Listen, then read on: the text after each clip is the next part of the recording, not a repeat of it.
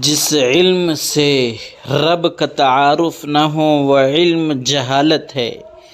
اللہ نے فرمایا اقرأ بسم ربک الذی خلق، پڑھو، کون سی پڑھائی پڑھو؟ جس میں پہلے اللہ کا نام آئے، اللہ کا تعارف ہو، وہ پڑھائی پڑھو۔ آپ نے پڑھنا شروع کیا کیٹ، بلی، فین، پنکھا، اس سے مخلوقات کا تعارف ہوا، خدا کا تعارف نہ ہوا، خالق کا تعارف نہ ہوا، مالک کا تعارف نہ ہوا۔ اگر آپ یوں کہیں کہ اللہ وہ ذات ہے جو خالق و مالک ہے، جو بندوں کو روزی پہنچانے والا ہے، یہاں سے علم کی ابتدا ہوئی تو پروردگار کی ذات کا، اس کی عظمت کا تعارف ہوا۔ جب عظمت دل میں بیٹھ گئی تو بندگی کا جذبہ دل میں اٹھے گا۔ جب بندگی ہوگی تو طمانینت قلب، سکون، بشاشت